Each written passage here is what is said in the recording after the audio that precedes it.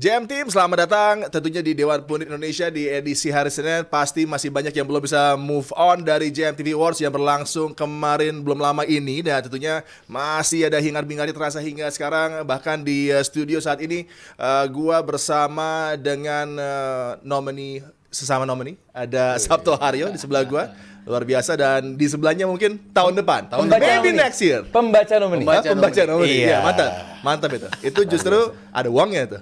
Oh gitu ya. Emang nominator nggak ada? Jangan bilang-bilang. Jangan bilang-bilang ya. Angkanya Nggak boleh. masuk. Masuk ya. Masuk kan. Ketimbang yang nominasi tapi nggak menang. Jangan gitu di. Kemarin luar biasa acaranya, begitu Yes. meriah, megah, dari red carpet hingga ke main event sampai ke post party yang juga luar biasa tentunya. Tak terlupakan lah pokoknya. Yang nggak ketemu sama gua mungkin melewatkan tadi. Abrar nggak ketemu sama gua melewatkan gua dengan cepat ya kan?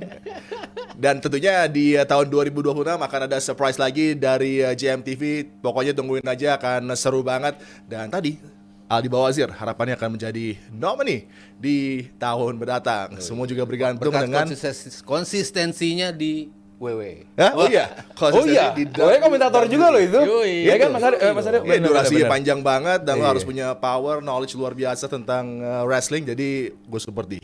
Thank you Adian. Dan kita akan melangkah ke persaingan menarik di La Liga, di mana tentunya ada dua hasil yang sangat positif buat dua tim yang sedang bersaing di papan atas. Dan bagi Real Madrid dengan kemenangan beruntun, sepertinya kursi dari Xabi Alonso mulai nyaman lagi, mulai diberikan kesempatan untuk bisa mengendalikan tim lagi, walaupun masih belum mungkin dalam kondisi terbaik buat para pemain yang ada di roster Madrid. Tapi apa yang ditampilkan kemarin menghadapi Sevilla merupakan satu penampilan yang sangat profesional dengan kemenangan 2-0, Sabto. Ya.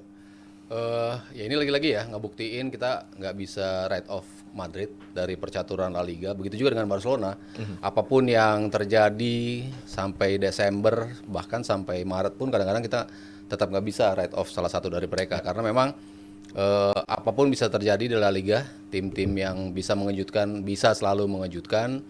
Dan juga pentingnya El Clasico itu kan selalu menjadi bukti juga siapa pemenang El Clasico akhirnya punya peluang untuk mengakhiri musim sebagai juara gitu. Kalau bicara Madrid emang sempat lewat mini krisis ya, bisa dibilang seperti itu. Dengan 9 pertandingan mereka hanya menang 3 kali ya. Tapi akhirnya kemarin mereka bisa 3 kemenangan berturut-turut. Itu kan yang gue bilang ya, ketika di sini Xabi Alonso dikasih semacam ultimatum. Ini ada 3 laga menutup tahun. Starting with Alaves, lalu Copa del Rey, dan ending with Sevilla. Tiga-tiganya mereka menang, walaupun memang yang 2 mungkin kurang convincing ya. Lawan Alaves dan juga lawan tim divisi 3 kalau nggak salah di Copa del Rey. Tapi at least mereka bisa nunjukin mereka bisa menang. Dan juga laga terakhir melawan Sevilla.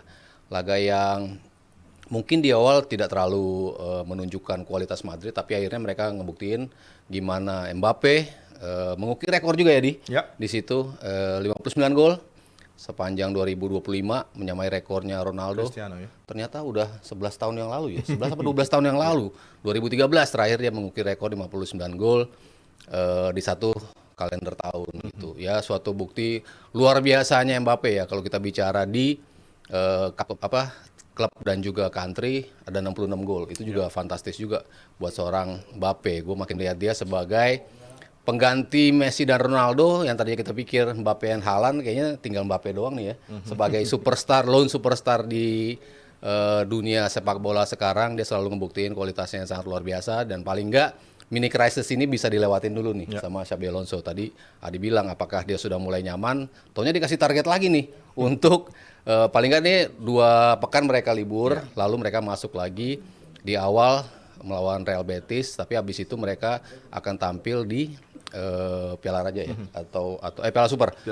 Piala Super mereka akan tampil di situ. Nah ini menjadi salah satu momentum lagi nih, shiftnya kemana nih, kan sering banget tuh pelatih kehilangan posisi ketika mereka kalah di Piala Super.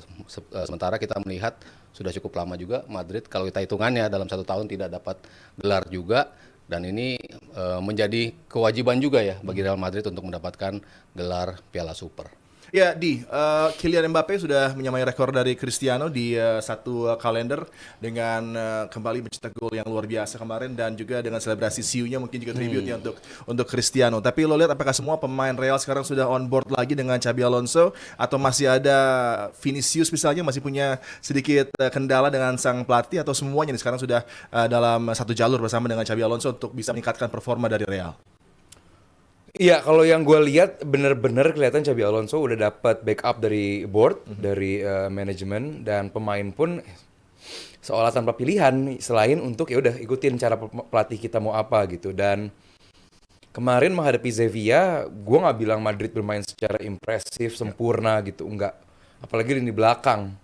Lini belakang mereka gampang banget ke-crack.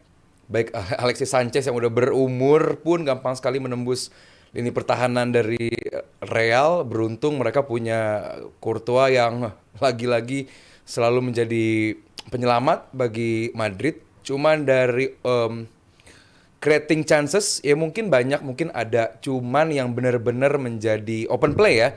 Yang dari segi open play untuk mengancam Sevilla gue lihat nggak begitu banyak. Tapi lagi-lagi gue nggak tahu ya di La Liga kalau ada tim menang gitu lewat 2 golnya lewat set piece, apakah bakal ada nyanyi set piece again ole ole dan ledek lu set piece FC. Gue lihat sih nggak begitu karena emang set piece pun bagian dari permainan gitu. Dan Tergantung kalau 25 gol ya mungkin ya kayak Arsenal ya.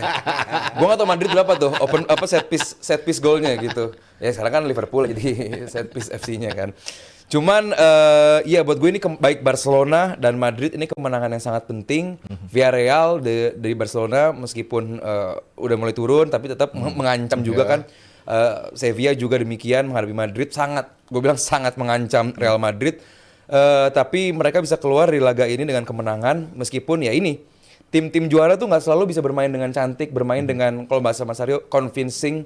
Tapi mereka tahu caranya menang. Dan ini yang berkali kita bahas di sini, Madrid tahu caranya menang di laga-laga seperti ini. Dan ini yang buat gue bisa menjadi modal bagi Madrid untuk tetap bersaing. Gue rasa title race sampai akhir musim bakal tetap ada. Ya. Tapi cuma 2. 2 horse race. Cuma 2 gitu. Karena gue nggak melihat baik Atletico, Villarreal dan tim-tim lain. Athletic Bilbao punya kapasitas yang sama dengan Madrid dan juga Barcelona yang sama kuatnya untuk tetap title race. Cuman baik Barcelona dan Madrid mungkin belum dibahas juga Barcelona, tapi gue bilang ini 2 game yang secara performa tidak begitu 100% meyakinkan, tapi ini kemenangan yang sangat penting gitu. Jadi yang penting menang aja. Ya bagi Real Madrid dengan Marcao kartu merah semakin membuat mereka punya kendali di laga menghadapi Sevilla, tim yang mengalahkan Barcelona tapi tidak mampu mengalahkan Real kemarin. Dan di La Ceramica, Villarreal juga kalah dari Barcelona yang mengakhiri tahun ini menjadi pemuncak Sabtu sama dengan Real Madrid, penampilan yang mungkin tidak terlalu impresif tapi cukup membawa mereka meraih 3 poin. Dan ini di penghujung tahun menjadi sangat signifikan kemenangan Barca atas Villarreal. Iya, terutama ya kita ngelihat kiprah Villarreal ya di musim ini ya lumayan stabil. Ya, Marcelino is doing very well. Selalu ya menjadi pelatih yang bisa menghadirkan kestabilan di timnya. Apapun timnya dia pegang bersama Villarreal juga tampil luar biasa. Sehingga cukup menyulitkan Barcelona juga, tapi ya Barcelona ujung-ujungnya bisa memenangi laga. Kalau kita ngelihat shotsnya di stats, Villarreal ada 14 ya shots yang bisa mereka lepaskan, sama-sama 5 on target. Walaupun dari statistik yang lainnya mungkin Barcelona yang lebih unggul di situ. Tapi ya lagi di saat lu nggak punya kendali penuh atas permainan, bukan bicara possession doang gitu ya, tapi how the game develop setiap menitnya. Ya benar, 2 tim ini nggak tampil convincing. Tapi kan yang what matters adalah tambahan 3 poin. Dan ini penting untuk menutup Desember. Mereka sebagai pemuncak unggul 4 poin atas Real Madrid. Cuman ya gue selalu bilang masih ada El Clasico, masih ada laga-laga yang potensial untuk bisa terpleset, sehingga 2 horse race ini akan terus sampai akhir musim ya, seperti yang kita katakan di awal. Tapi lu Barcelona kan Mas, maksudnya yang juara, yang lu jagokan. Apa lu, gue fans Barcelona, cuman kayaknya Madrid deh gitu. Kayak lu Liverpool, cuman kayak City deh gitu. Kayaknya Barcelona sih. Barcelona ya? Iya. Kayaknya Barcelona. Kayaknya ya. Tapi gue juga pengennya Barcelona. Iya. Sekarang masih ada cushion antara Barca dengan Real Madrid 4 poin. 4 poin. Jaraknya dengan Barca sebagai pemuncak, dan bagaimana masalah bagi Villarreal juga sama dengan red card dari Renato Veiga yang membuat situasi Bodoh bagi sekali. mereka semakin sulit dengan keadaan yang terjadi di first half bagi Villarreal, dan juga tentunya dengan informnya Rafinha dan juga Lamine Yamal ini terus akan sepertinya momentum dibawa oleh kedua pemain ini untuk bisa mengangkat terus prestasi dari Barcelona di musim kali ini. Iya, dan jangan lupa Fermin ya. Ini gue sebutnya Lamine sama Fermin, gue duo mimin kali ya. Karena ya Rafinha finish oke gitu. Cuman Lamine Yamal kemarin di game menghadapi Villarreal. Nah ini Lamine Yamal yang kita pengen lihat gitu. Berani drop deep ke belakang, receive bola dan bermain bebas gitu, bermain nyaman, bermain mengeluarkan flare-nya dengan bagus, dengan gila. Nah ini kalau Lamine Yamal kondisi terbaiknya, ini Lamine Yamal versi terbaik yang pengen dan selalu kita lihat gitu. Dan punya nomor 10 kayak Fermin kemarin enak banget buat mantul-mantulin bola juga. Kalau Rafinha ya udahlah, dia pemain terbaik yang mungkin di game kemarin dia menunjukkan bahwa kalian salah nih nggak masukin gua ke FIFA Pro Best 11 gitu. Dan ya Fermin Lopez, Rafinha, Lamine Yamal itu akan tetap menjadi kekuatan terbesar mereka untuk jadi juara Liga musim ini. Iya, tadi dikatakan two horse race, tapi kalau kita lihat juga performa dari Atleti, ini tim yang juga kalau sudah lewat dari Januari Februari akan berbahaya juga, konsisten dalam meraih kemenangan-kemenangan yang krusial gitu. Apakah ada chance bagi Atleti untuk terlibat dalam conversation untuk memperebutkan gelar La Liga bersama dengan Barcelona dan Real Madrid?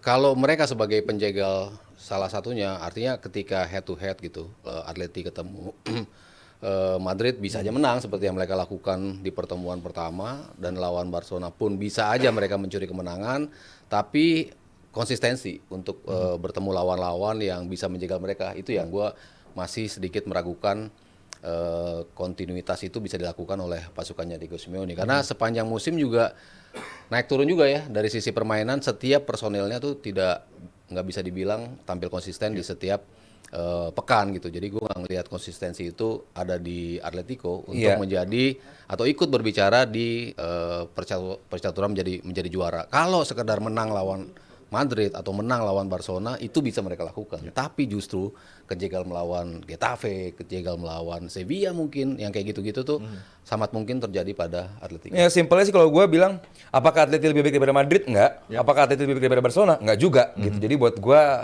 masih ya mungkin dia levelnya Atletico Bilbao kali ya.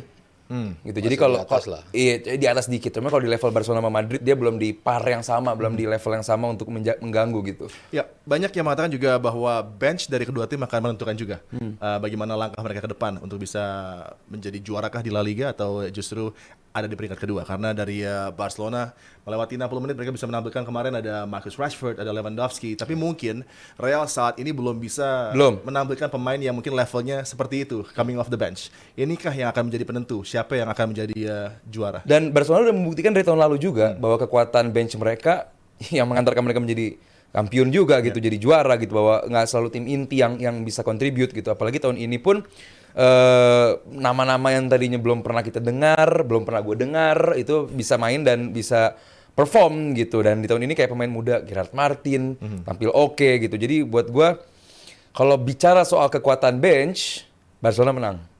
Karena gue belum melihat pemain bench dari Madrid ini segitu konsisten. Kita lihat Mas Tantuono di awal musim kurang impresif tapi turun gitu. Sekarang di bench, coming from the bench, ya performanya naik turun gitu. Sementara lo tadi 6-7. Update ya. Zaman sekarang banget ya. Update. Ya. Terus nih. Iya, jadi kalau bicara soal bench ya lagi kan. Bicara soal bench buat gua menang Barcelona sih. Ya kalau Madrid mungkin bisa menang dari sisi ruang terapi ya. Karena begitu banyak pemain cedera mereka dan pemain-pemain penting juga yang ada di ruang terapi, sehingga ini yang menjadi masalah utama juga bagi Xabi Alonso gitu. Untuk bisa memainkan tim utamanya, kadang-kadang dia kan nggak bisa untuk memainkan mereka secara terus-terusan gitu. Ada aja pemain yang mengalami cedera, terutama di lapisan paling belakang gitu, lini pertahanan, sehingga ini yang membuat mereka kerap kebobolan dan kerap kehilangan poin. Itu ketika pemain-pemain penting mereka tidak bisa turun gitu, ketika mereka semuanya ada di ruang terapi gitu. Tapi ya melihat dia bisa bounce back dengan squad seadanya dalam tanda kutip ya. Tapi ya Setipis ini. Tapi saat kalau seadanya mah enggak lah. Bagus-bagus itu isinya. ya bisa dibilang seadanya untuk ukuran Madrid. Ukurannya. Untuk ukuran Madrid paling nggak dia bisa tweaking timnya, dia main di sini, dia pindahin ke sini, segini. Tapi kan nggak semuanya bisa menghasilkan hasil yang dia mau gitu. Tapi belakangan pelan-pelan dia bisa melakukan itu. Ya, dan Real dan juga Barca punya dua penjaga gawang hebat, apalagi kemarin juga Joan Garcia tampil begitu sensasional dengan save gemilangnya, dan jangan lupa Courtois tentu saja punya kualitas yang salah satu terbaik di dunia. Dan kita akan melangkah menuju ke Premier League setelah tentunya La Liga diakhiri dengan Barcelona ada di puncak. Untuk akhir tahun ini akan terus di pressure oleh Real dan juga Atletico Madrid. Dan di Premier League ada dua menarik yang berlangsung di St. James's dengan reaksi dari Newcastle United dan juga Eddie Howe yang akan kita nantikan, tapi kemudian juga terbentur dengan penampilan gemilang dari Chelsea di babak kedua. Tapi sebelumnya, pernah nggak pagi-pagi mau berangkat kerja, starter mobil malah ngadat? Nah, itu tandanya aki kamu sudah mulai lemah. Sekarang udah ada solusinya, aki GeForce, produk asli Indonesia tapi kualitasnya kelas dunia. GeForce dirancang khusus buat iklim tropis Indonesia, jadi tahan panas, tahan macet, dan kuat di kondisi jalanan kita. Sekali starter langsung nyala. Ada pilihan maintenance free, jadi kamu nggak perlu isi air aki lagi, tinggal pakai saja. Variannya juga sangat lengkap, dari motor harian sampai mobil SUV semua ada. Cek langsung di geforcesantini.com atau di Instagram handle @geforce_id. Jadi kalau kamu pengen aki yang awet, kuat, dan siap nyala kapanpun, pilih GeForce, aki jagoan dari Indonesia.